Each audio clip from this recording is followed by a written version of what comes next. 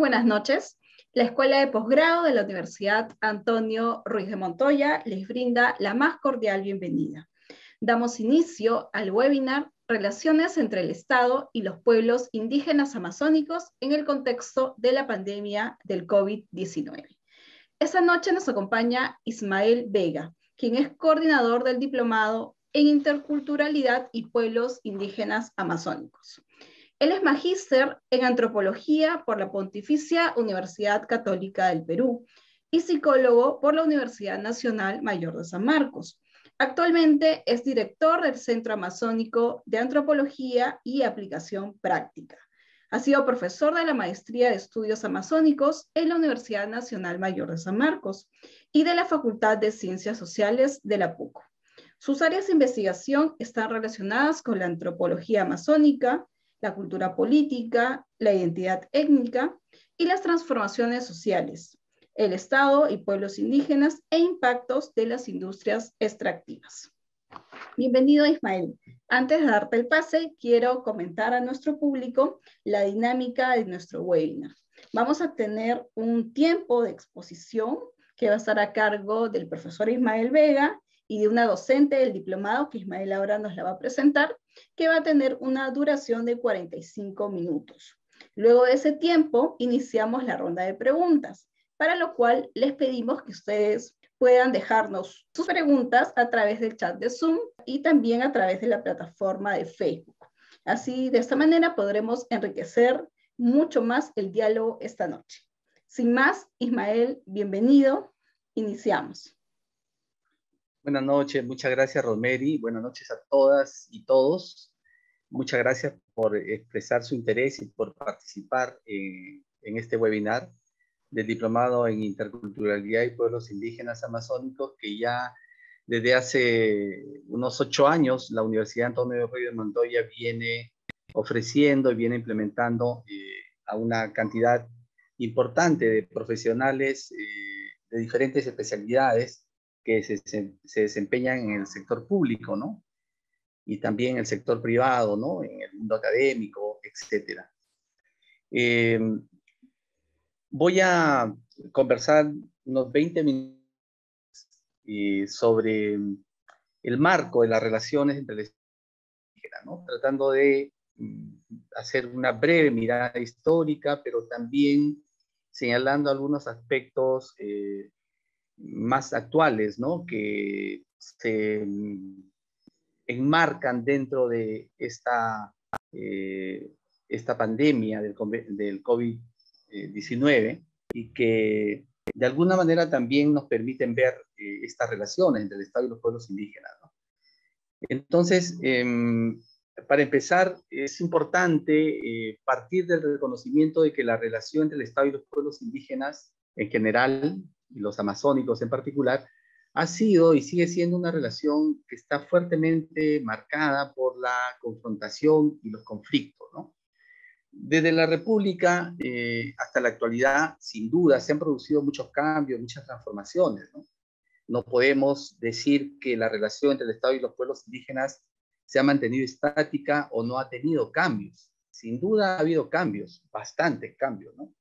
Pero la relación todavía entre el Estado y los pueblos indígenas todavía mantiene pues asimetrías de fondo, ¿no? Que impiden todavía decir que hay un diálogo intercultural institucionalizado, ¿no? Creo que hay, digamos, iniciativas, ha habido una serie de espacios que se han ido implementando, que se han ido institucionalizando también en las últimas décadas, ¿no? Y que tienen que ver con el reconocimiento de los derechos de los pueblos indígenas, pero no llegan a ser una parte de una estrategia global, integral del Estado, ¿no? Entonces estamos todavía muy lejos de decir que estamos ante un auténtico diálogo intercultural, ¿no? Los pueblos indígenas, evidentemente, en las últimas décadas, sobre todo, han logrado visibilizar y colocar su agenda política, posicionarla, ¿no? En el espacio público, en el espacio político, y el Estado y la sociedad, pero sobre todo el Estado, han tenido, digamos que, reconocer esa agenda, ¿no? Creo que actualmente, y eso creo que es positivo, actualmente el Estado no puede ignorar, no puede negar las demandas de los pueblos indígenas, no puede negar que existe una agenda política marcada por temas como territorio, consulta, identidad, educación, salud intercultural, etcétera. Sin embargo, a lo largo de este tiempo, sobre todo en las últimas décadas, hay un modelo de desarrollo que está vigente y que prioriza la economía, el crecimiento económico, en todo caso, a costa de derechos de los pueblos indígenas, a costa de el relajamiento de estándares ambientales. Y esto, de alguna manera, contribuye a seguir manteniendo estos temas de fondo sin resolver, ¿no? Estos temas de fondo que tienen que ver con la desigualdad, ¿no? La asimetría, etcétera, etcétera, ¿no?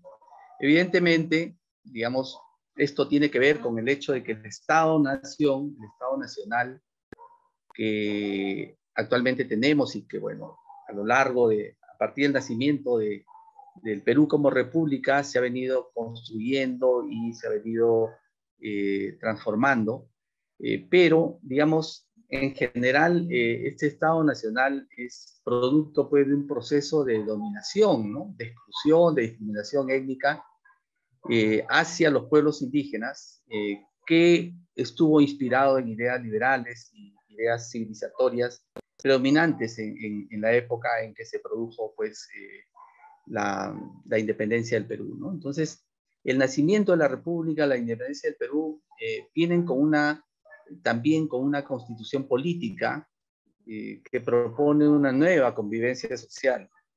Una convivencia social que propone y que busca homogeneizar a todos los peruanos y peruanas ante la ley, ¿no? Homogeneizarnos ante la ley, asumiendo de alguna manera el paquete civilizatorio, ¿no? Que incluyó de alguna manera como condición invisibilizar las diferencias y la diversidad étnico-cultural, ¿no? Eso creo que es importante plantearlo desde el comienzo, ¿no? Como punto de partida, porque esto de alguna manera explica todo lo que en el transcurso eh, de estos dos siglos, ¿no? De este bicentenario que acabamos de cumplir, se ha venido produciendo en la relación del Estado y los pueblos indígenas, ¿no? A lo largo de estos 2 siglos, de este bicentenario, pues ha habido siempre por parte del Estado una política marcada por la búsqueda, por la intervención del control de los territorios de los pueblos indígenas, ¿no? Un control territorial eh, que podríamos decir es una suerte de despojo de territorio, ¿no? A lo largo de estos 2 siglos, el Estado ha implementado un conjunto de políticas y estrategias políticas que han buscado fundamentalmente el despojo de los territorios de los pueblos indígenas, ¿no? Por eso es que, digamos, en esta relación entre el Estado y los pueblos indígenas, el control territorial por parte de los pueblos indígenas, el control de sus territorios, constituyen un obstáculo, ¿no? Para implementar o para seguir implementando políticas desde el Estado que lo que buscan es, digamos, extraer recursos que están en los territorios de los pueblos indígenas y que constituyen para el Estado, digamos, un eje fundamental para el crecimiento económico, para el desarrollo del país, ¿no? Entonces, ha habido desde el comienzo esta estrategia y esta política por parte del Estado que se ha mantenido de alguna manera, ¿no? Esta extracción de recursos, por ejemplo, naturales, adquiere digamos, un momento álgido, ¿no? Un momento sumamente fuerte en la época del caucho, ¿no? Estamos hablando de fines del siglo XIX, comienzo del siglo XX, ¿no? 1890, 1910, etcétera. en donde el Estado, digamos, luego de haber, digamos, facilitado la creación de nuevos departamentos, nuevas demarcaciones, ¿no? Como por ejemplo Maynas en 1824, que es lo que ahora se conoce como Loreto, o en todo caso el origen de lo que ahora es Loreto, 1832, 1830, el departamento de Amazonas, etcétera. Luego de haber facilitado todas estas demarcaciones que buscaban, vuelvo a repetir, intervenir los territorios, se produjo pues la época del caucho, que es una época álgida, muy fuerte, que marca hasta ahora, hasta la actualidad, esta relación entre los pueblos indígenas y el Estado, ¿no? Porque durante esta época, como ustedes saben, murieron una gran cantidad, ¿no? Decenas de miles de indígenas, de algunos pueblos indígenas, especialmente Huitotos, Boras, etcétera. Y el Estado en realidad hizo muy poco o prácticamente nada para que se pueda sentir su presencia, ¿no? Sino que dejó en realidad prácticamente todo en manos de los que en ese momento fueron los verdaderos dueños del Perú, ¿no? Que fueron los caucheros, ¿no? El cauchero en realidad no solamente se constituye en un personaje, en una institución en realidad, que no solamente se encarga de extraer el caucho, ¿no? De la selva peruana, explotando y secuestrando una cantidad importante de indígenas para lograr esta extracción, sino que además, como parte de la estrategia del Estado, fueron los que se encargaron prácticamente de administrar el Estado en esta región del país, ¿no? A tal punto que, de acuerdo a varios estudios históricos, ¿no? Pablo Macera, por ejemplo, menciona que los caucheros hasta llegaron a tener pequeños ejércitos, ¿no? Este grupo de ejércitos que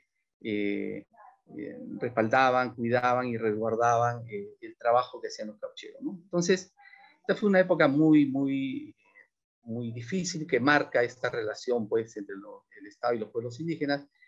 Y bueno, junto con eso, pues, está también, digamos, esta estrategia que surge más o menos también a mediados antes de la mitad del siglo XX, ¿no? Que es la estrategia de la colonización, que es otra estrategia también fuerte que marca la relación entre el Estado y los pueblos indígenas, ¿no?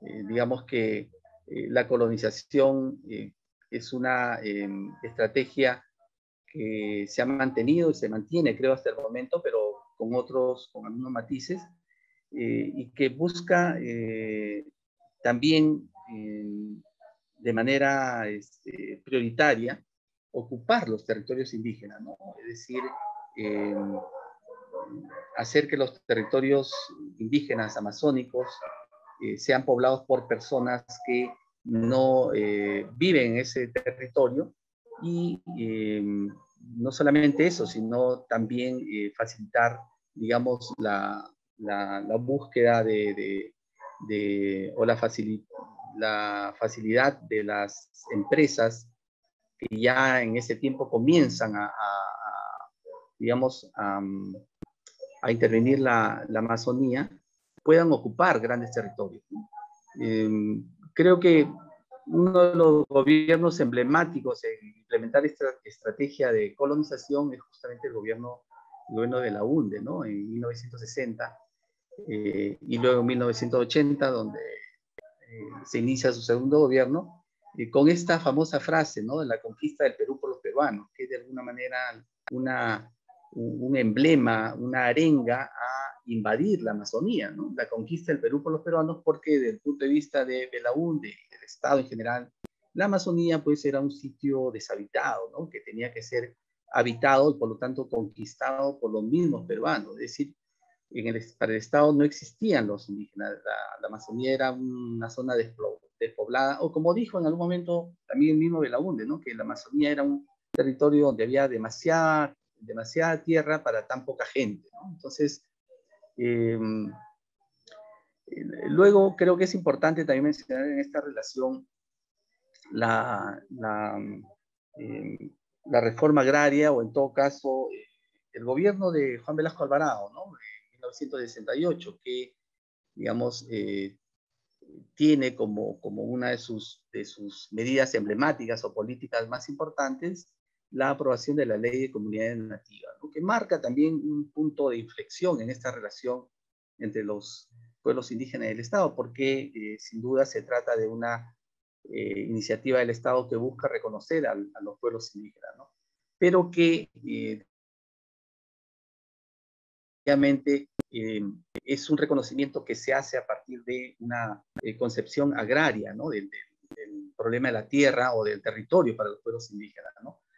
Se da reconocimiento legal y personalidad jurídica a las comunidades nativas que hasta ese momento eran conocidas o llamadas tribus selvícolas, ¿no?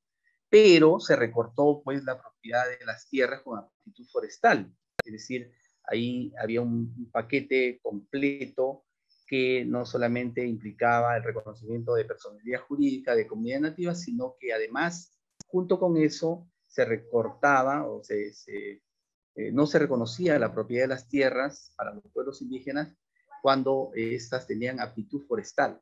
De alguna manera, pues, esto significaba que el despojo continúa. Sin duda, el reconocimiento de las comunidades nativas y esta ley de comunidades nativas, conocida así, aunque tiene un nombre mucho más grande que no voy a repetir ahora, digamos,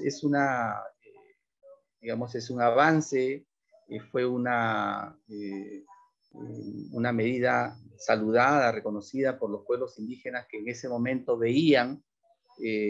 vieron en el reconocimiento de las comunidades nativas, ¿no? de ese límite territorial de sus comunidades como por lo menos una forma de detener un poco el avance, ¿no? De la intervención de las empresas, la intervención de los colonizadores, ¿no?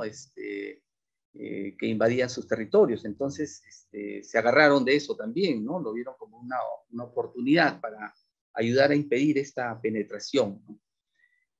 Sin duda, pues, estas tierras tituladas como comunidades eran pequeñas islas, en realidad, en medio de grandes extensiones que pertenecían a diversas empresas colonizadoras o a colonos que se habían apropiado, pues, de grandes extensiones de los territorios que pertenecían o que pertenecen a los pueblos indígenas, ¿no? Entonces, por eso, de alguna manera, el despojo continuaba, ¿no? A pesar de esta ley de comunidades nativas.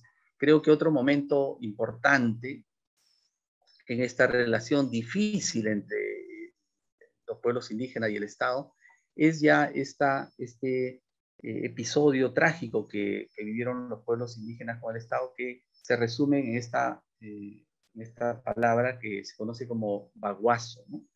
Porque es ahí donde nuevamente se expresa esta difícil relación entre el Estado y los pueblos indígenas, al considerarse a los pueblos indígenas como ciudadanos de segunda categoría y al priorizar, pues, una vez más el crecimiento económico, eh, poniendo, digamos, en un segundo y tercer plano eh, los derechos de los pueblos indígenas, los estándares ambientales, los estándares de derechos de los pueblos indígenas, ¿no? Recordemos que en ese contexto del Baguazo estaba, pues, el gobierno de Alan García, ¿no? Había una mayor presión sobre los recursos naturales en la Amazonía, ¿no? Los lotes para explotar hidrocarburos, para biocombustibles, para talar madera, minerales, etcétera, crece de una manera exponencial, ¿no? A tal punto que el Perú se coloca como uno de los primeros países, en realidad el primer país en concesiones de hidrocarburos en la selva, ¿no? Hasta ahora, actualmente se mantiene, digamos, un porcentaje alto de lotes de hidrocarburos ubicados en la selva en relación a los que están ubicados en otros lugares del país, como por ejemplo puede ser la costa, ¿no? Pero todo esto pues hizo que la tensión que ya habíamos hablado ha sido parte del origen de esta relación entre Estado y pueblos indígenas, crece, ¿no? Esta tensión vuelve a crecer, se acentúa el modelo de desarrollo basado en el extractivismo, en la inversión de grandes capitales, y ahí pues está todo todo este discurso sobre la necesidad de firmar el Tratado de Libre Comercio, el TLC, con Estados Unidos en 2008, y, digamos, este interés del gobierno de Alan García por que se firme estos tratados, especialmente el Tratado de Libre Comercio con Estados Unidos. Pero evidentemente para los pueblos indígenas este tratado amenazaba sus territorios, sus derechos, su existencia como pueblos, pero el Estado una vez más no pudo escuchar a los pueblos indígenas, no quiso escuchar a los pueblos indígenas y tampoco les consultó. Y este Tratado de Libre Comercio se firmó contra viento y marea, ¿no? Al guerrazo, como se dice, y los pueblos indígenas pues comenzaron nuevamente a articularse, a organizarse y a generar un movimiento de protesta que fue adquiriendo cada vez mayor fuerza, donde no solamente se articularon los mismos pueblos indígenas, sus organizaciones, ¿no? Liderados por AICEP, sino que también se articularon otros movimientos sociales, ¿no? Entonces, lamentablemente, esta tensión fue increciendo y el 5 de junio del 2009 el Estado pues ordena un violento operativo contra los indígenas y los mestizos que estaban también en alianza protestando con los pueblos, y se produjo un enfrentamiento violento, sanguinario, que fue desigual desde todo punto de vista y terminó pues, con un saldo que ya conocemos, ¿no? El trágico saldo de 33 personas fallecidas. Y bueno, para ir cerrando esto, quiero mencionar dos puntos, ¿no? Todo esto, pues, tiene que ver con algo que ha sucedido hace muy poco, ¿no? Hace 3 días o 2 días, después de 12 años, se reconoce la inocencia y se absuelve a todos los indígenas Aguajún y Wampis acusados por una serie de delitos totalmente de manera injusta, y que de alguna manera comienzan a cerrar este capítulo de enfrentamiento violento entre el Estado y los pueblos indígenas, ¿no? 12 años han tenido que pasar para que el Estado pueda reconocer esta inocencia y terminar con esta tortura, este martirio que han sufrido los pueblos indígenas simplemente por reclamar sus derechos y digamos, por defender su territorio, que es lo más importante para la vida de los pueblos indígenas y que siempre ha estado en el centro de esta tensión entre los pueblos indígenas y el Estado, ¿no? El territorio, ¿no? El control territorial, la disputa por el territorio, que en realidad es también una disputa de mentalidades y de lógica, ¿no? Una lógica, una mentalidad que entiende el territorio como un lugar que tiene efectivamente bienes, dones, o como llaman desde afuera, desde la sociedad occidental, recursos, pero que tienen que ser respetados, tienen que ser tratados con cuidado, tienen que ser sometidos a estándares ambientales, estándares de derecho de los pueblos indígenas. Y otra lógica, otra forma de ver la Amazonía que más bien prioriza el crecimiento económico y que ve la Amazonía como un lugar que tiene recursos que pueden y que deben ser explotados para asegurar el desarrollo del país, ¿no? Bueno, el Baguazo dejó pues una serie de consecuencias. Tenemos que decir que lamentablemente desde ahí es que surge esta iniciativa de la ley de consulta previa, que sin duda también fue un avance, fue un cambio importante, una oportunidad para poder ir cambiando un poco esta relación difícil y conflictiva entre los pueblos indígenas y el Estado. Lamentablemente la consulta también ha tenido en el camino en los últimos años un conjunto de cuestionamientos, un conjunto de debilidades que necesitan ser revisadas para que se pueda retomar los procesos de consulta cumpliendo estrictamente los estándares que se establecen en el convenio 169 de la OIT y también la ley de consulta previa, ¿no? Durante la pandemia, lamentablemente, estas actividades económicas que tienen que ver con la intervención de los territorios de los pueblos indígenas se mantuvieron. Lamentablemente, estas actividades, tanto de extracción de madera y, digamos, actividades hidrocarburíferas, prácticamente se mantuvieron sin que haya ningún tipo de intervención y regulación por parte del Estado, a tal punto que se han producido pues una serie de protestas que han dejado muertos en algunos lugares de la Amazonía, concretamente en Loreto, ¿no? En el lote 95, Y actualmente hay también una tensión, ¿no? Entre el Estado y los pueblos indígenas en esta zona petrolera de Loreto, ¿no? Que todavía no llega a ser resuelta, donde hay una serie de conflictos que tienen una historia larga. Durante la pandemia, en realidad, también se expresó mucho esta falta de comprensión por parte del Estado peruano respecto a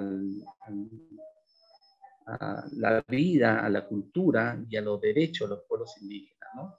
Porque en lugares, por ejemplo, como la Selva Central y Loreto, donde los pueblos indígenas trataron de ejercer el control de sus territorios como una medida para impedir que la pandemia ingrese fácilmente a sus territorios, el Estado peruano lo que hizo más bien a través de sus representantes en estos lugares que son las Fuerzas Armadas, lo que hizo fue más bien desconocer la autoridad que tienen los pueblos indígenas sobre sus territorios y terminaron imponiendo la autoridad que desde el punto de vista de ellos era la única autoridad que podía impedir o permitir el acceso a estos territorios donde viven pueblos indígenas, concretamente achánicas en la selva central y quechuas en la zona del Napo, concretamente donde ocurrieron estos incidentes, ¿no?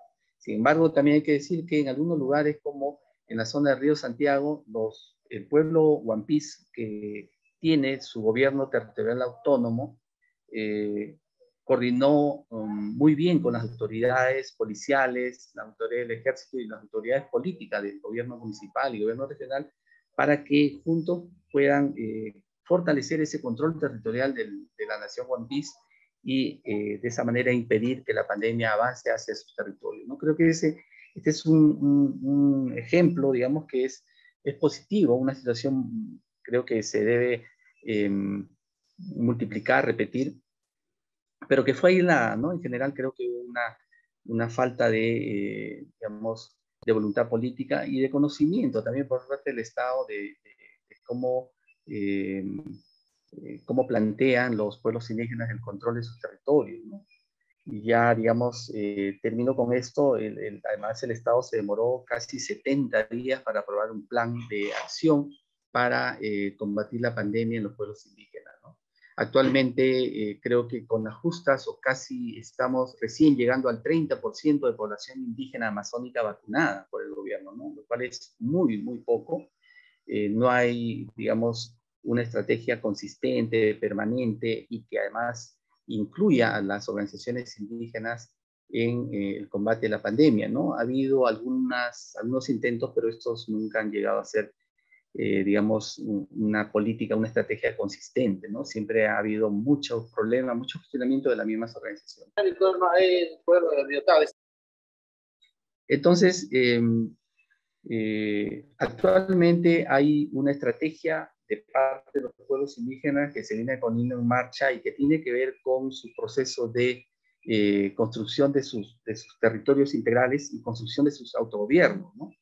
Como un ejercicio de su derecho a la libre determinación que está sustentado en la Declaración de las Naciones Unidas sobre el Derecho de los Pueblos Indígenas y también el Convenio 169 de la OIT, ¿no? El derecho a ejercer la libre determinación, es decir, a constituirse eh, como pueblos autónomos, a construir sus propios gobiernos y a ejercer el control sobre sus territorios integrales, no solo sobre sus territorios de comunidades, sino integrales, ¿no? Estos procesos, podemos llamar procesos de autonomía, ¿no? Que permiten ejercer un control territorial, permiten autoorganizarse políticamente, son procesos, son estrategias de los pueblos indígenas que están poniéndose en marcha, ¿no? Los Huampís, los Quechua, dentro de poco los Aguajún, que es una gran nación, mucho más grande que los Huampís y los Quechua, está a punto ya de declarar públicamente la creación de su gobierno territorial autónomo, Aguajún, ¿no? Y en ese camino también están los Cucama Cucamiria, ¿no? Que en su última asamblea general han aprobado la creación de su autogobierno, ¿no? Este proceso todavía es más inicial, es muy preliminar, pero son estos procesos que están en marcha y creo que el Estado debería tratar de comprender estos procesos y entender que son procesos que ayudarían a transformar estas relaciones entre el Estado y los pueblos indígenas amazónicos, ¿no? Digamos, estos territorios integrales son parte de, digamos, son propiedad de los pueblos indígenas, porque ellos los habitan desde tiempos ancestrales y el Estado debería, digamos, aproximarse a ellos de una manera mucho más inteligente y también acercarse en base a lo que dicen ya las normas internacionales. Entonces los invito ahora a ver un video de 5 minutos que justamente explica un poco cómo es esto de los territorios integrales y los autogobiernos, la autonomía, las autonomías que se vienen poniendo en marcha actualmente por parte de diferentes pueblos indígenas amazónicos. Entonces, veamos este video.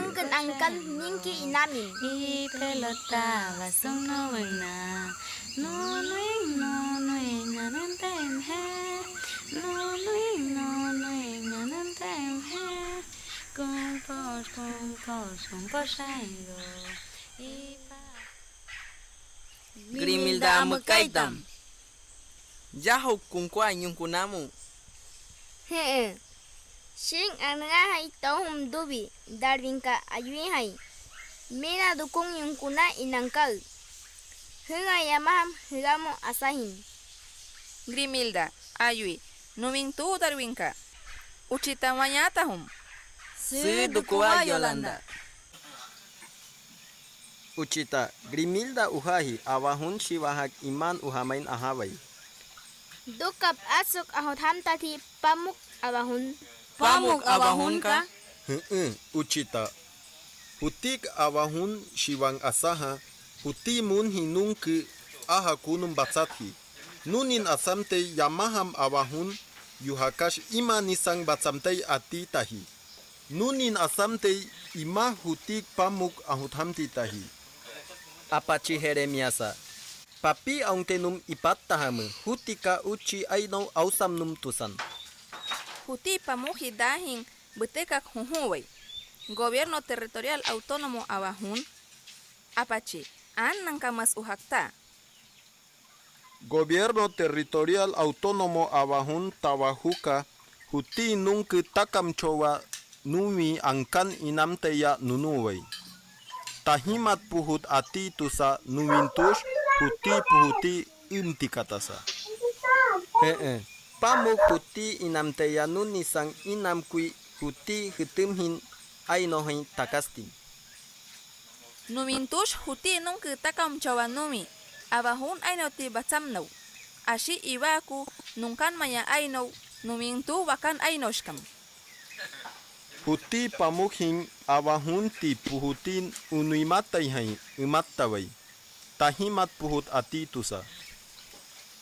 Dekasku Wakan aino hintin hamay nahi Wahug batsamanayta tahimat puhut ati takwis nuna Shing pungge hay Darwinka. Tuha nuni aku abahun asaha anun mamau ati tusa. Darwinka. Wahuk deka tahimat puhutash. Apasui bikutai unimanghi Shing punggehay Uchita. Tuhas wahok ating Gobierno Territorial Autónomo Abajún pengen amainus Kaunatahum hintin tuattahimu Huhu 4 shunku katsuham aina nunuway huti hun bakui. Huhu 4 shunku anumi huti hun shing atatui buchit mainchaw. Nuniak atakish yang chattaway. Anzan, Gobierno Territorial Autónomo Abajún ahawe 4 shunku. Ato mekdeka humetu ainaba. Dekahay. Shunku ayamak huti nungke takam chawa nunuway. Wanki. Huti nungke asin nuwing Abajún ainutik tahimat pusasa atsumamwa duka inkwahi. Aha yay Darwinka. Tuha anentay apusawmu tiki shunku atin. Apache, nyaistanya. Uchi aino kuwasat unimaka ahutap aino hay. Vika deka hay. Huhuway tahimat puhut. Mangka pa awahun aino tik tahimat puhut ahotang tititahi. Shing penggehay ayoy. Himang huat hamkay. puhut ibain mamau Wangi anun mamin ainahi. Abahun asaham. Tuha nangkan mok amainai. Ayamak angkan nuni atahi tumam tanom. Huhuway ayamak hutik inamin atang tumam tanom. Shing pengkehay nawan hu yacha. Ipak usumat shung kwadubi shing inabo ahut hamtathi. Tuha ahit numas. Hutungkan tindi tanuk ainaus. Abahun inamamok ahit tawe ipamamu. Numing tu pamuk. Ashi inamtay aina numamtuk. Pamuk hutin chichamkangtin atatui. Tuha ansang hutin hitumkangtin. Dukap asok ahut hamtatui. Hutin gobierno territorial autónomo Abahun. Kumpo shaido. Y pelota vasong no wena. No nuing anentem he. No nuing anentem he. Kumpo shaido. Y papi. Bueno, ahora que el gobierno actual del presidente Pedro Castillo viene proponiendo, viene mencionando la segunda reforma agraria, creo que la segunda reforma agraria para la Amazonía tendría que tener en cuenta estos procesos, ¿no?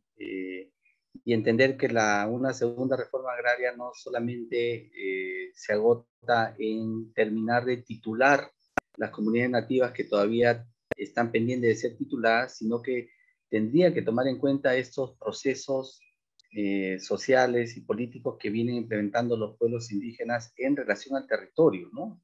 Esos territorios integrales indígenas y estos autogobiernos indígenas deberían ser una parte fundamental de una segunda reforma agraria en relación a la Amazonía.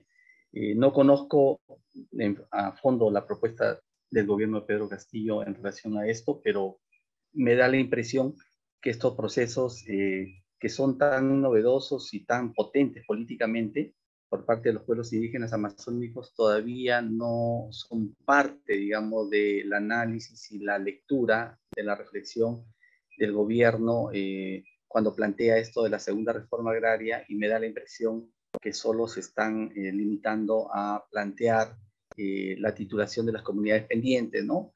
Un poco haciendo un paralelo con la titulación de las comunidades campesinas también, ¿no? Pero hay que entender que los indígenas amazónicos tienen procesos particulares, procesos muy importantes que tienen que ver con su territorio y que deben ser incluidos en esta propuesta de segunda reforma agraria. Bueno, con esto terminaría mi presentación y doy pase y voy a presentar a la profesora Ruth Mieri Terán. La profesora Ruth Mieri Terán es profesora del diplomado ya hace varios años. Ella es comunicadora por la Universidad de Lima y además es magíster en gerencia social, convención en programas y proyectos de desarrollo social por la Universidad Católica. Ruth ha trabajado en diversas instituciones públicas como el Ministerio de Cultura, el MIDIS, también ha trabajado en Amnistía Internacional, de manera que Ruth tiene una experiencia, un conocimiento bastante importante sobre la realidad y la problemática indígena, y le doy en este momento el pase para que pueda hacer su presentación, y luego al final de su presentación estaremos quizás comentando algunas de las preguntas o comentarios que ustedes pueden estar haciendo a través del chat. Adelante, Ruth. Buenas noches, Ismael, ¿qué tal? Buenas noches a todas las personas que se han conectado ahora.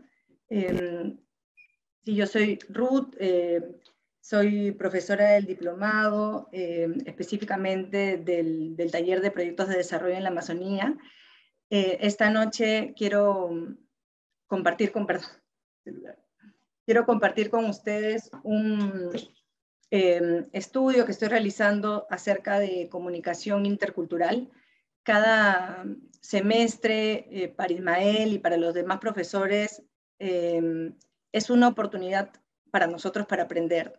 Nosotros y nosotras estamos en la práctica del trabajo, en la temática de pueblos indígenas, en la temática de interculturalidad desde diferentes entradas.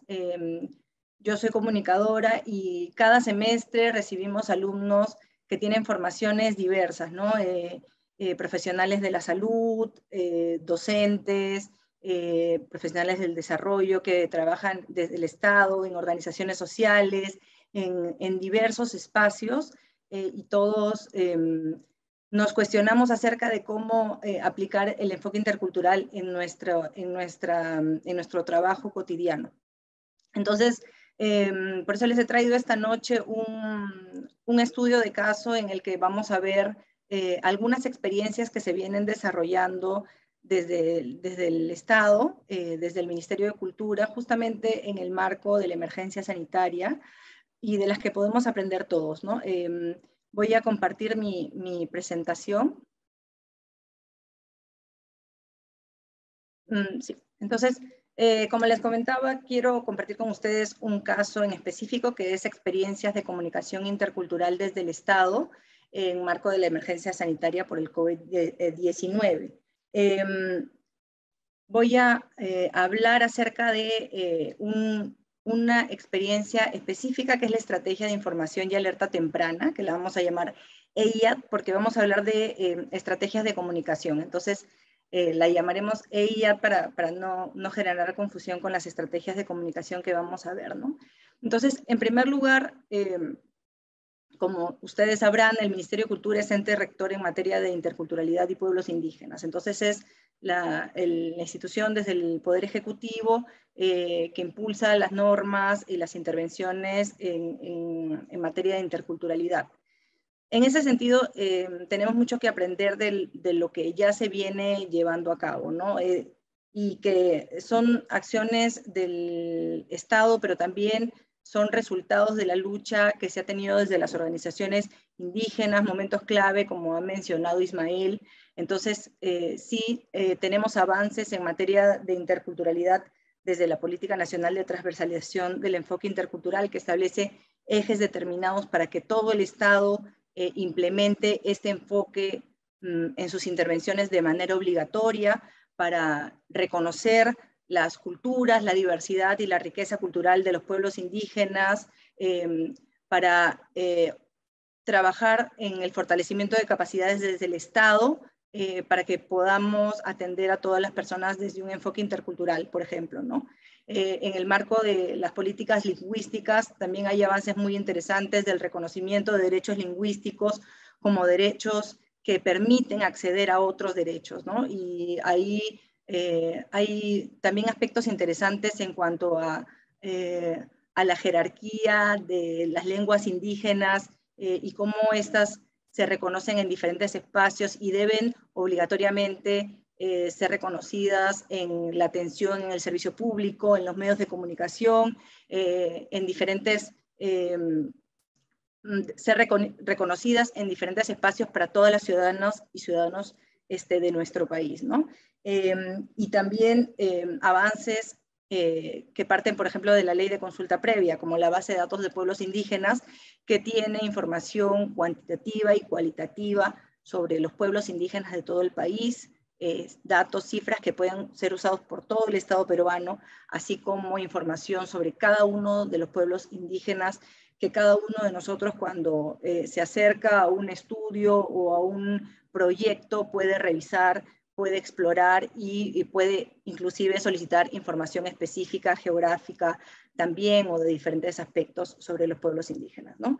Entonces, ahí han habido avances interesantes en los procesos de consulta previa también, momentos de diálogo con traductores e intérpretes, y también reconocimiento del trabajo de servidores públicos que hablan una lengua indígena, que conocen una cultura determinada, ¿no? Como por ejemplo en el caso de la certificación de competencias en lenguas indígenas. Es un reconocimiento a estos funcionarios y funcionarias, servidores públicos, y una valorización pública de esta cultura, de esta lengua, ¿no? Entonces, son avances que se han tenido en el marco de la emergencia sanitaria.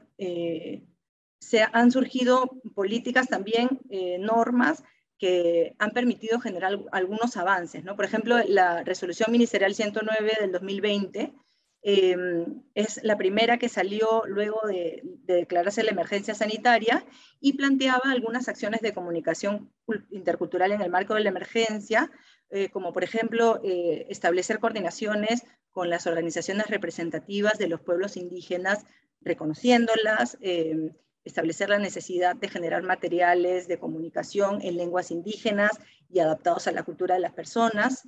Y después, en mayo del 2020, se han publicado lineamientos técnicos para garantizar la pertenencia y adecuación cultural de los pueblos indígenas en todo el Estado, la incorporación de la variable étnica en los registros administrativos, y en ese mismo paquete de medidas se formalizó la creación de una estrategia multisectorial para la implementación de servicios para la protección y atención de pueblos indígenas originarios, y que es donde se enmarca la estrategia de información y alerta temprana, que es el caso que vamos a ver esta noche, específicamente para ver qué componentes de interculturalidad hay en estas acciones de comunicación que se plantean desde esta estrategia, ¿no? Entonces, esta es la estrategia de información y alerta temprana. Voy a mover esto que me está tapando. Entonces, esta estrategia consiste en el monitoreo y seguimiento en tiempo real de casos sospechosos de COVID a pueblos indígenas originarios en algunas regiones priorizadas para ser reportados a las instituciones públicas prestadoras de servicios de salud. ¿Qué ocurrió? Como muchos de ustedes saben que trabajan en Amazonía, que trabajan con pueblos indígenas, nuestro país tiene muchos problemas de conectividad, de acceso. Encontramos zonas en las que no hay medios de comunicación.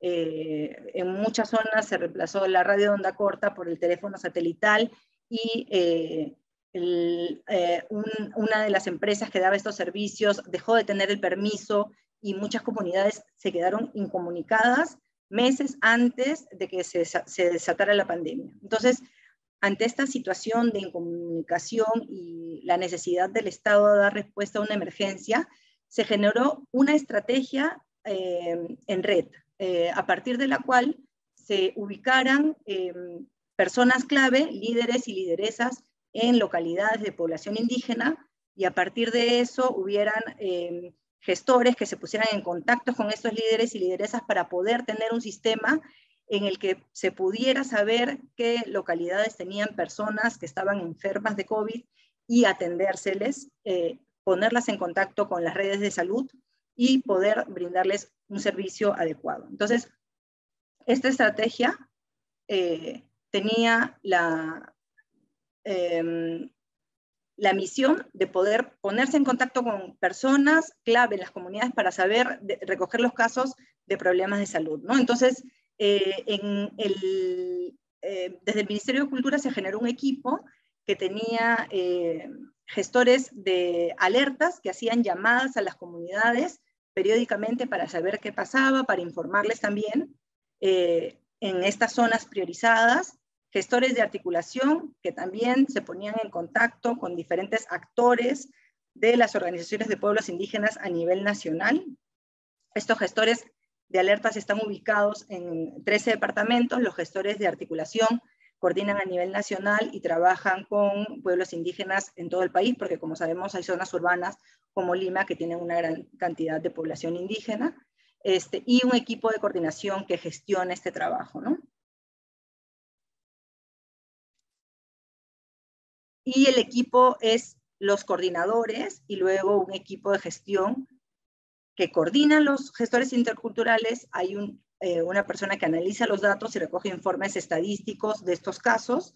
Hay un equipo que trabaja en una persona que trabaja en la elaboración y difusión de materiales comunicacionales, otra en el apoyo y sistematización de datos, y una geógrafa que trabaja en la elaboración de mapas y análisis cartográfico. Entonces, con esta información que se recoge de diversas localidades, se sistematiza, se trabaja, se analiza, se emiten reportes también para el Estado, para el sector salud y para responder ante la demanda de atención en salud de pueblos indígenas, ¿no?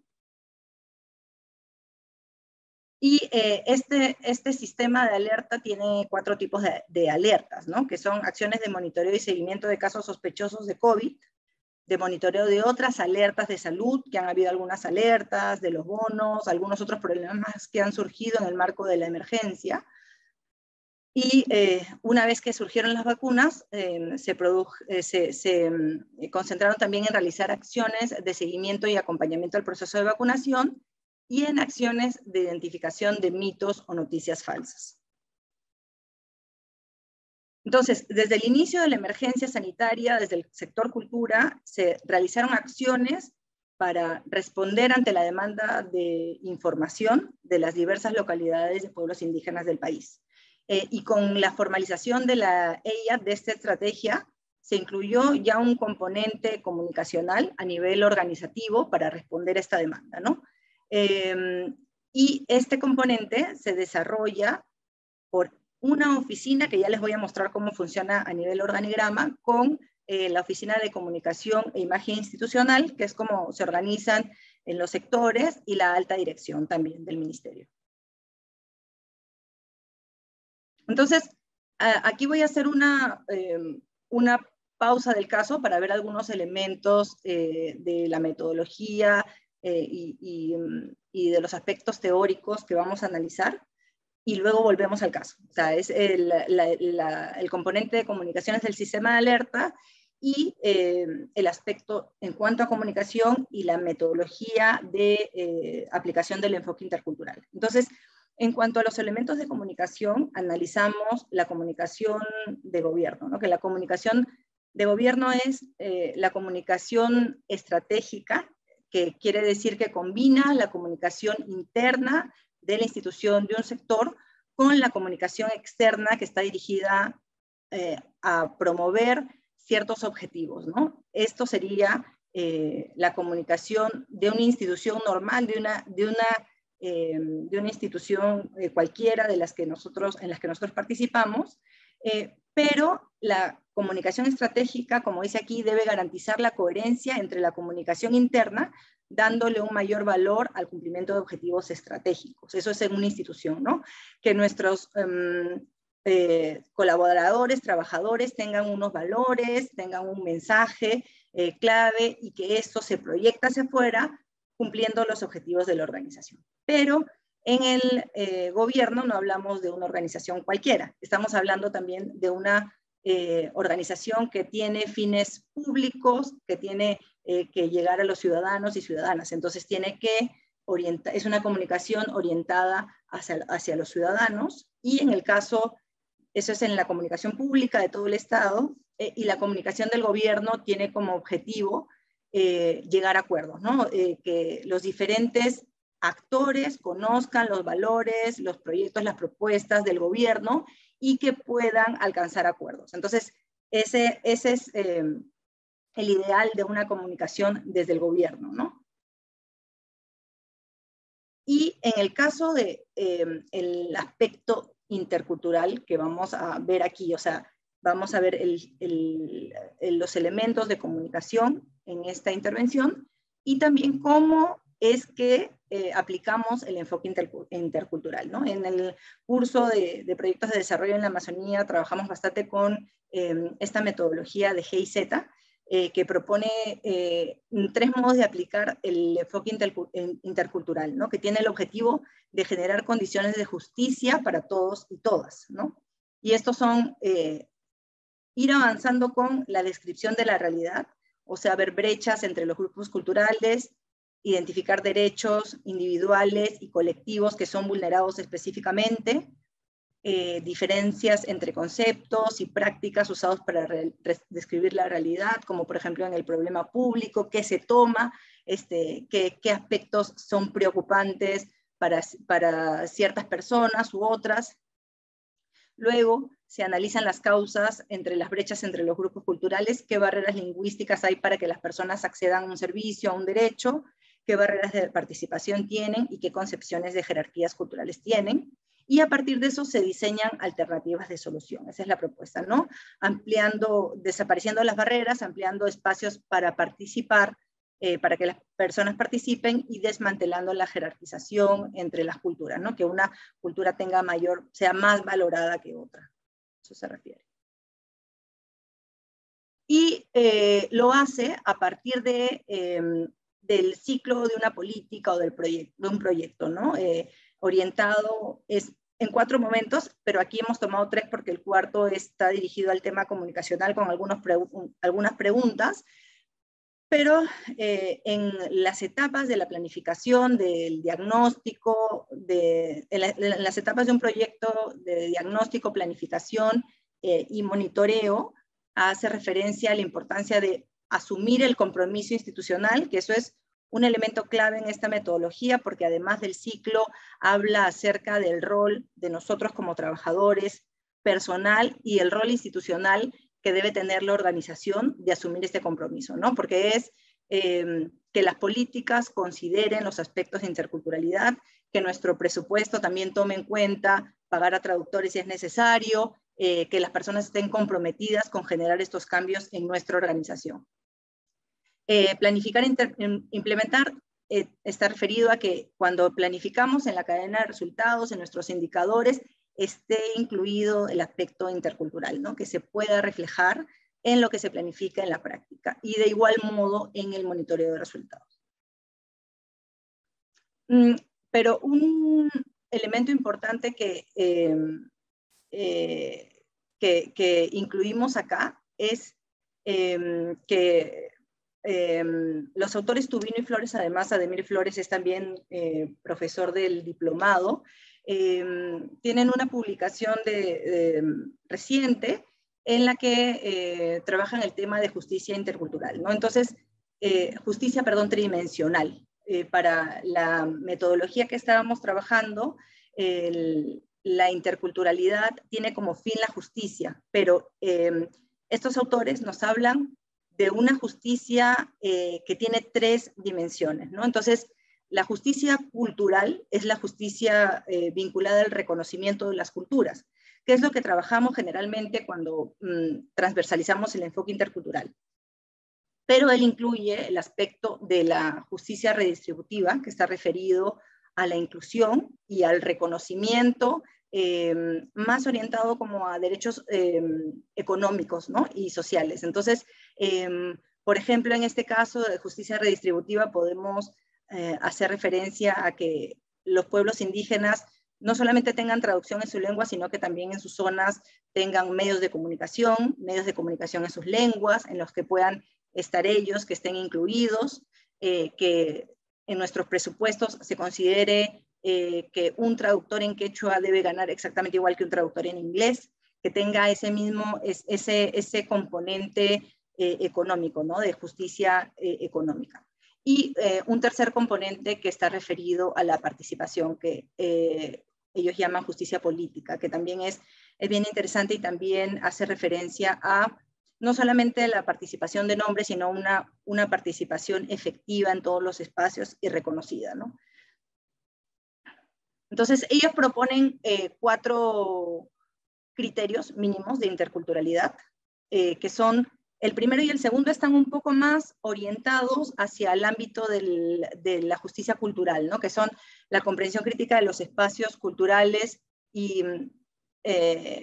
criterios mínimos de interculturalidad, la comprensión crítica de la identificación de los estigmas y estereotipos por fenotipo, cultura, género y lugar de procedencia, el tema de discriminación. Y luego, el tercero sí estaría como más vinculado a la justicia como inclusión, ¿no? La pertinencia cultural de los programas o proyectos de desarrollo de acuerdo con las exigencias culturales. Y el cuarto, más a la justicia política o como participación, el grado de exclusión política externa e interna y el fomento de la participación política de la población en los programas o proyectos de desarrollo mediante el diálogo y la deliberación cultural. Entonces, los puntos de encuentro entre ambas metodologías para nosotros, bueno, son el evaluar en cada uno de estos ámbitos de justicia cuál es la situación actual y qué alternativas de solución tenemos, ¿no? La descripción del análisis de la realidad en cuanto a la justicia cultural, brechas entre grupos culturales, comprensión crítica de espacios, lo que habíamos visto, ¿no? Estigmas y estereotipos, y también en el diseño de alternativas de solución, acciones de reconocimiento cultural, acciones de prevención y sanción de la discriminación, y en el campo de la justicia redistributiva, pensar en el diseño y análisis de la realidad a partir de identificar qué barreras hay lingüísticas, geográficas o económicas para poder tener acceso a ciertos derechos o servicios, y de igual modo en las alternativas de solución, ¿no? Pertinencia cultural de los programas o proyectos, medidas de reconocimiento económico o inclusión. Y en cuanto a la justicia política, también ver qué barreras de participación política encontramos y ampliar espacios de participación para que las personas puedan influir sobre las decisiones públicas y desmantelar la jerarquización entre las culturas. Entonces, esos son los puntos de encuentro que encontramos entre estas dos propuestas metodológicas para incorporar el enfoque intercultural en nuestras intervenciones. Y entonces ahora, volviendo al caso que estábamos viendo, y teniendo como cuerpo no el ciclo de un proyecto, sino más bien el análisis de las comunicaciones en esta intervención, vamos a ver la gestión de la comunicación en la institución, la comunicación externa y la comunicación interna, y qué elementos de transversalización del enfoque intercultural se aplican en estos espacios. Entonces, ¿cómo se organizan las comunicaciones en esta intervención? El sistema de alertas está en la Dirección General de Ciudadanía Intercultural del sector, y aquí el equipo de gestión recoge información, elabora estrategias y contenidos de comunicación. Este trabajo de comunicaciones se coordina con el subsector, con el Viceministerio de Interculturalidad y con la Oficina de Imagen Institucional, que produce materiales de comunicación y los difunde a través de las redes del sector. Y también lo coordinan con la alta dirección, que establece la estrategia política para las comunicaciones y la toma de decisiones. Entonces, es un trabajo, como ven en la imagen anterior, el aspecto comunicacional en el Estado sí tiene todavía como un rol de soporte.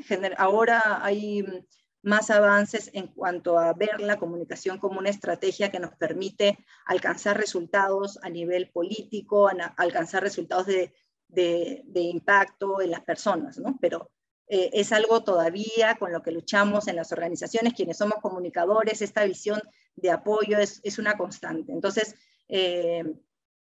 hay cambios, se producen cambios, y en este sentido sí se puede hablar como de una articulación entre diferentes líneas de intervención para llevar a cabo las acciones comunicacionales. Y ahora pasamos a las estrategias de comunicación externa empleadas en el EIAC. Esta intervención lo que hace es, como les comentaba, trabajar con esta red de gestores. Se formó con los gestores interculturales que tienen esta base de datos a la que llaman, con la que se contactan personas en comunidades, y a partir de ese contacto para resolver casos se identificaron necesidades de comunicación, en especial en el momento de aplicación de la vacuna, porque como ustedes bien saben, en todo el mundo han surgido mitos y noticias falsas para la aplicación de la vacuna, ¿no? Entonces, las estrategias de comunicación externa empleadas estuvieron centradas en la producción de materiales de comunicación en lenguas indígenas y en su difusión en diferentes espacios, en comunidades, con vocería, con medios de comunicación, ¿no?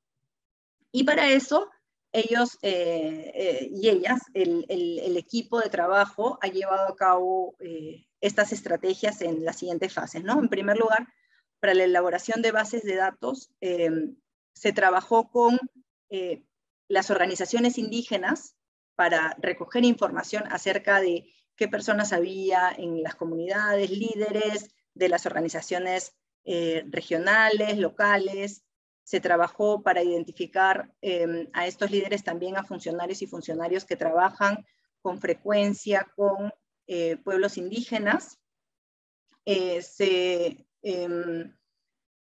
Antes de esto se identificó como gestores interculturales a servidores públicos, a trabajadores indígenas que hablan una lengua indígena.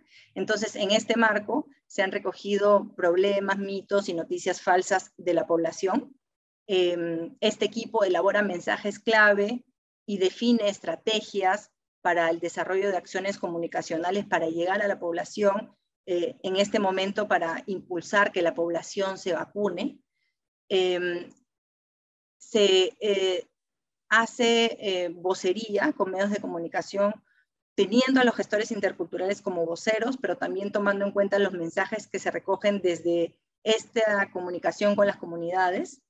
Se producen y difunden materiales en lenguas indígenas que se dan a conocer en una página que se llama Juntas y Juntas Venceremos el COVID, y también se difunden en las acciones que tienen estos gestores en las comunidades. Estos gestores están, como les comentaba, en 13 regiones priorizadas. Los que están en las regiones priorizadas tienen un trabajo de acercamiento con las comunidades, de visita constante también. Ellos y ellas acompañan a las comunidades, acompañan al sector salud en las campañas de vacunación, y en ese sentido también llegan a las comunidades con los materiales de comunicación que tienen, con las dificultades de acceso. Lo que hacen es llevar los materiales producidos para radio en USBs, alcanzarlos a las comunidades, ponerse en contacto con periodistas, con medios locales para poder dar a conocer estos materiales, ¿no? Y también se trabaja en alianza con organizaciones para poder llevar estos mensajes, para poder darlos a conocer. Luego se sistematiza la información que se tiene y se realizan adaptaciones o procesos de adaptación tomando en cuenta esto, ¿no? Esto es la página web Juntas y Juntos, y tiene materiales que han sido producidos en hasta 26 lenguas y a los que toda la población puede tener acceso. En cuanto a las estrategias de comunicación interna empleadas, en el equipo se tiene un equipo de comunicación de la estrategia, y los gestores tienen una comunicación cotidiana a través de redes de WhatsApp, espacios de contacto por regiones y también entre todos los gestores. Se llevan a cabo reuniones periódicas en las que los gestores y gestoras cuentan qué problemas. ¿Sí?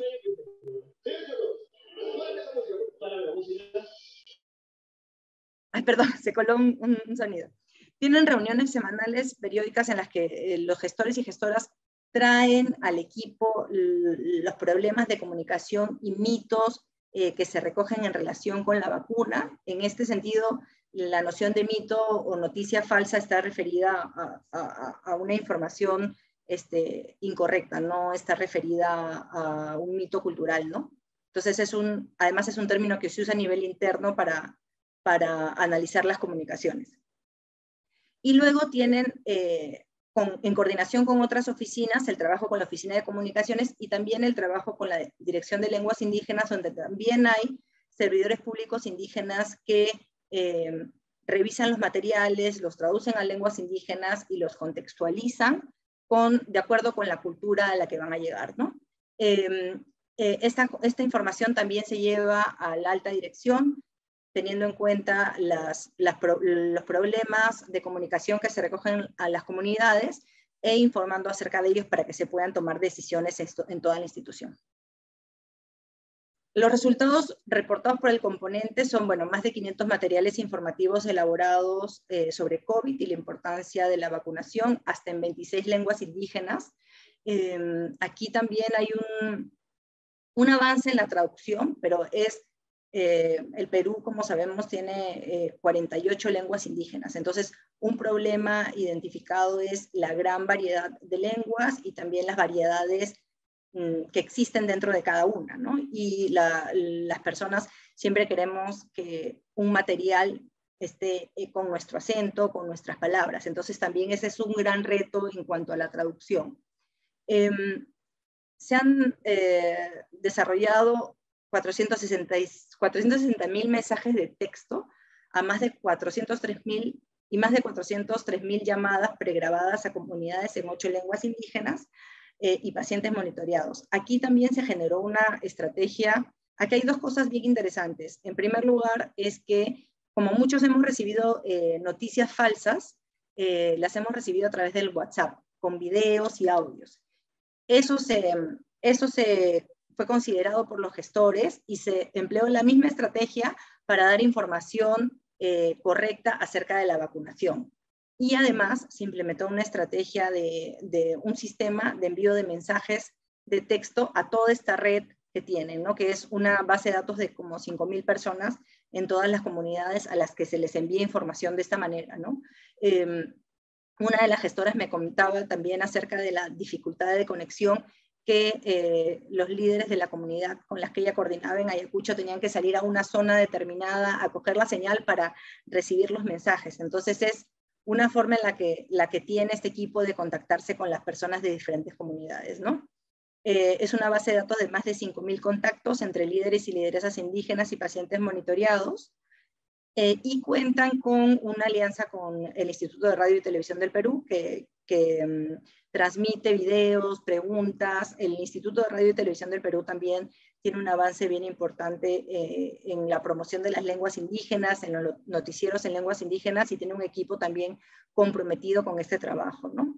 Y luego se han desarrollado banderolas y puertos USBs que tienen estos materiales grabados, ¿no? Para que puedan transmitirlos en un altoparlante, para que puedan darlos a conocer en una comunidad o entregarlos a prensa, a periodistas en diferentes regiones para que puedan también difundir estos materiales. Actividades de sensibilización, que como les comentaba, estos gestores acompañan al personal de salud, traducen, hacen mediación cultural y tienen un protocolo también de respeto a las comunidades de llegada, ¿no? Se presentan ante los líderes o lideresas, piden permiso para ingresar y ayudan a que el sector salud también pueda dar su servicio con pertinencia cultural. Se han difundido spots radiales en 28 radios locales de 2 regiones y más de 13.000 transmisiones de los spots priorizados en Radio y Televisión del Perú. Bueno, aquí algunos de los problemas que me parecía interesante contarles vinculados a la resistencia de la vacunación, que han ido recogiendo en estas conversaciones los gestores con las personas, sus contactos en las comunidades, ¿no? Influencia de iglesias y cultos locales que difunden mitos y noticias falsas sobre la vacunación, desconfianza en la medicina occidental porque la falta de atención médica ha derivado en el fallecimiento de muchos pacientes, lo que genera preocupación acerca de asistir al hospital, posibles efectos secundarios, dificultades de acceso a la comunicación, y entonces hay dificultades también para que los mensajes sobre la vacunación lleguen a la población, y como sabemos, desconfianza hacia el Estado, desatención estatal sumada al incumplimiento de compromisos, y entonces esto genera también falta de confianza en las intervenciones, ¿no? Entonces aquí algunos datos de cómo se ha aplicado en el enfoque intercultural, que ya les he ido comentando cuando he contado las estrategias, pero los vamos a resaltar para poder ir viendo específicamente dónde se han visto, ¿no? Entonces, por ejemplo, en la investigación he colocado las acciones dirigidas a garantizar la incorporación del enfoque intercultural y los planos de justicia intercultural que habíamos visto, ¿no? Entonces, en el desarrollo de estas bases de datos para el envío de mensajes y para tener a informantes clave en comunidades, se identificaron fuentes de información y bases de datos de líderes y lideresas indígenas, coordinando con las organizaciones representativas de los pueblos indígenas a nivel nacional y regional, reconociendo su institucionalidad y garantizando su participación en la conformación del sistema de alertas. En la identificación de problemas, mitos y noticias falsas, así como de estrategias de comunicación, como les comentaba, estos gestores son servidoras y servidores públicos indígenas, son personas entrenadas en el diálogo intercultural. Por ejemplo, hay una gestora que trabaja con 3 pueblos indígenas, entonces puede ser también una persona perteneciente a un pueblo indígena, pero también tiene que tener habilidades como servidor público en el diálogo con otras culturas. Entonces, esto se ha visto tanto en la contratación de estos gestores como en su formación constante en su entrenamiento para que puedan tener estas habilidades como funcionarios públicos, como servidores interculturales. En la planificación de mensajes y en la definición de estrategias comunicacionales, en el equipo hay una profesional de la salud que aclara términos técnicos y problemas acerca de la vacuna. Siempre se refuerza el respeto de las creencias de las personas. En el caso de que una persona con la que coordinan no quiera vacunarse, se respeta la decisión, pero se trata de que no impida que otras personas se vacunen, ¿no? Los materiales son producidos a partir de las preocupaciones que recogen estos sectores y son traducidos en lenguas indígenas. Para eso, como les comentaba, la Dirección de Lenguas Indígenas cuenta con profesionales en la traducción y contextualización en lenguas indígenas que discuten, validan con otros traductores también, y también validan la representación audiovisual de las culturas representadas, buscando que sea respetuosa y que sea y que más bien genere una representación que valore una cultura, ¿no?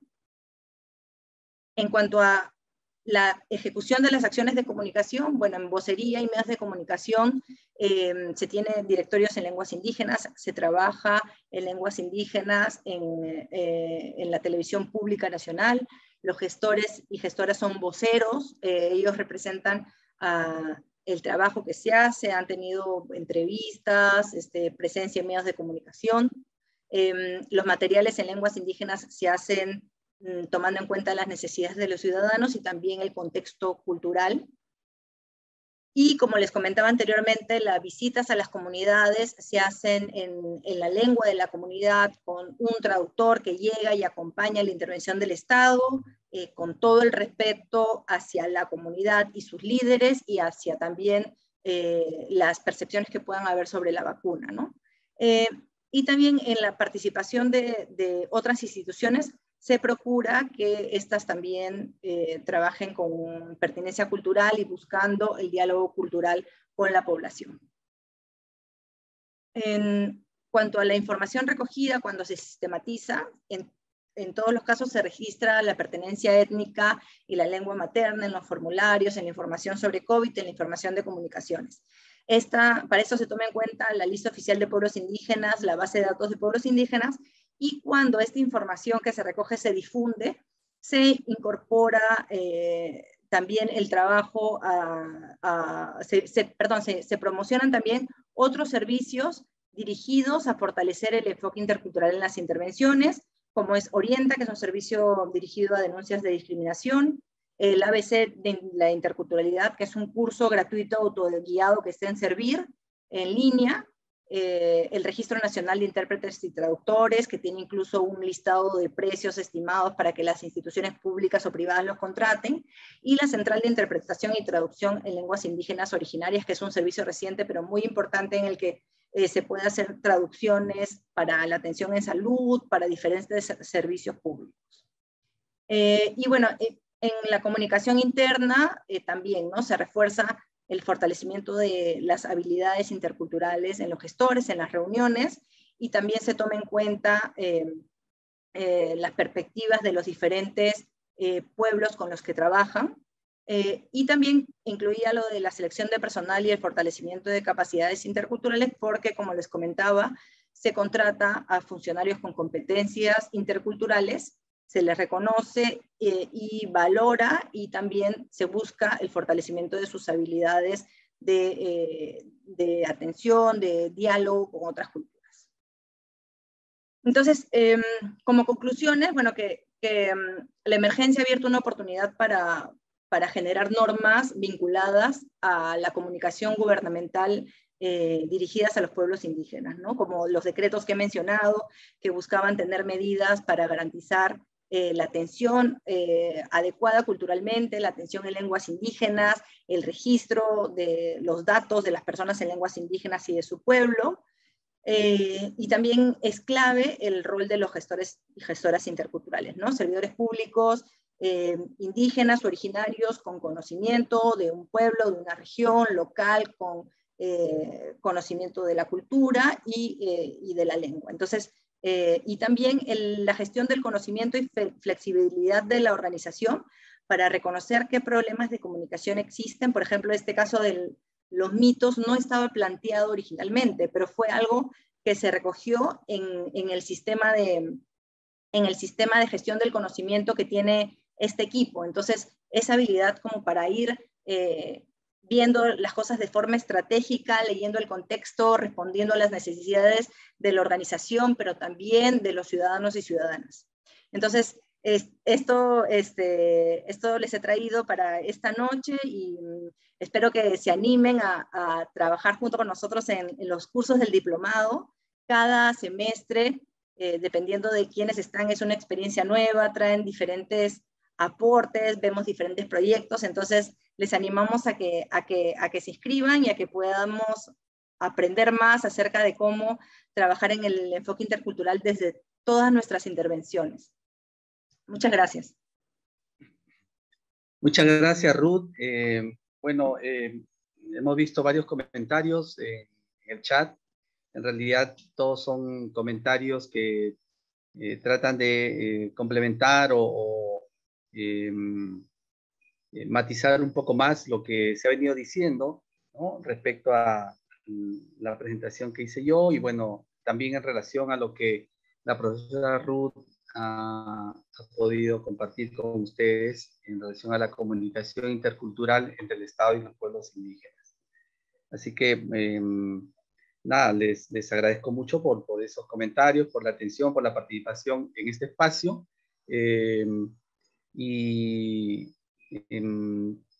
Lo que queremos ahora es invitarlas a todas ustedes a participar en este diplomado sobre interculturalidad y pueblos indígenas amazónicos que ya se viene dictando hace más de 8 años y que plantea una mirada crítica respecto a la situación de los pueblos indígenas, a sus relaciones con el Estado, y también plantea, pues, una serie de estrategias y propuestas para que esta relación entre el Estado y los pueblos indígenas, tan difícil, tan compleja, y que ha tenido un conjunto de cambios importantes en las últimas décadas, ¿no?, que han significado de alguna manera avances, pero también en otros casos ha significado el mantenimiento, el fortalecimiento de estas tensiones, estas dificultades que todavía no terminan de ser resueltas, pero que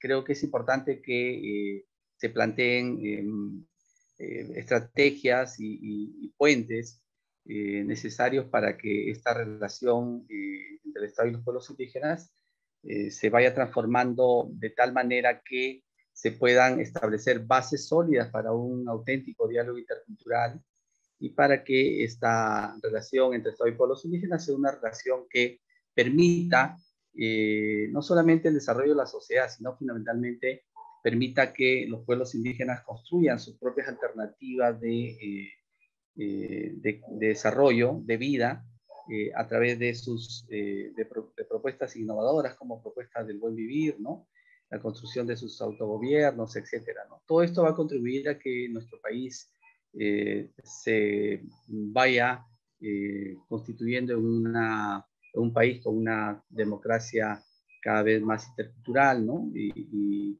una sociedad donde las relaciones sean igualitarias y donde se respeten las identidades culturales que existen en nuestro país, ¿no? Y finalmente que nos permitan hacer que la diversidad cultural sea la que se constituye en el eje de las relaciones, ¿no?, y no la homogeneización cultural, sino la diversidad cultural, el respeto de todas las identidades, la diversidad cultural como base del desarrollo y la democracia en nuestro país.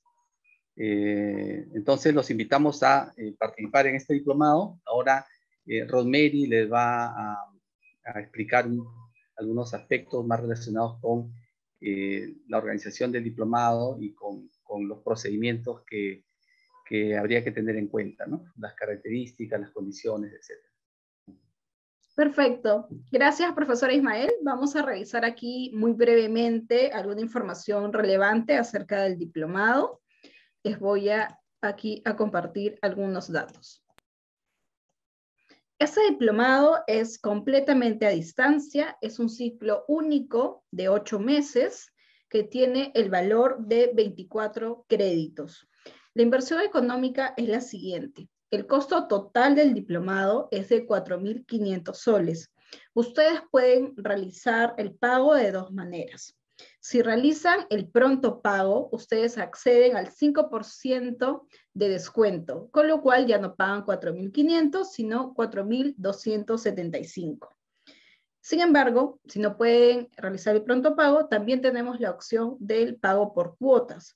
Y son 9 cuotas y cada cuota tiene el valor de 500 soles. Y el derecho de trámite del diploma tiene un costo de 300 soles.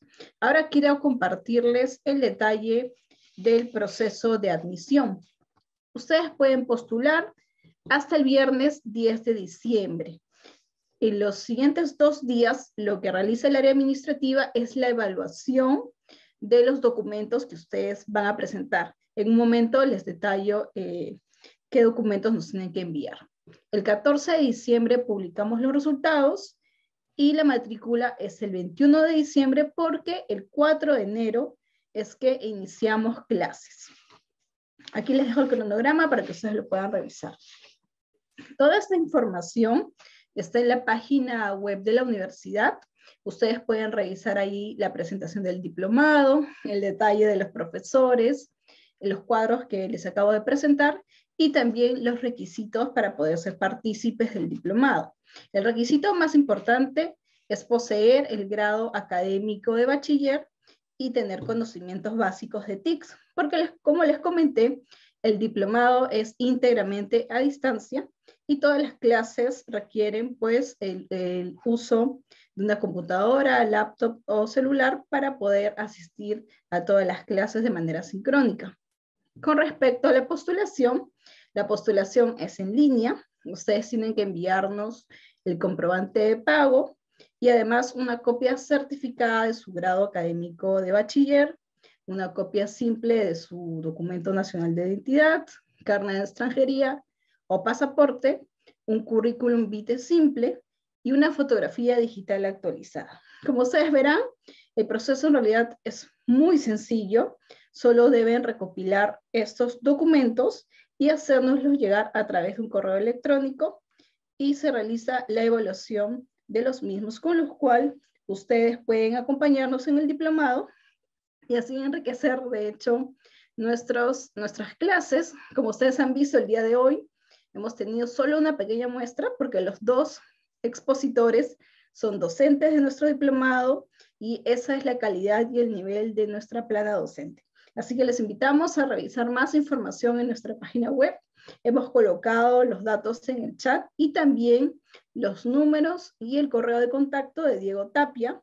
Él es la persona quien les va a brindar más información y va a resolver todas sus dudas e inquietudes. Eso sería todo. Muchísimas gracias al profesor Ismael y a la profesora Ruth y a todos los participantes porque han tenido realmente un diálogo muy activo a través del chat, lo cual felicitamos. Así que con eso doy por concluido nuestro webinar. Muchas gracias, buenas noches.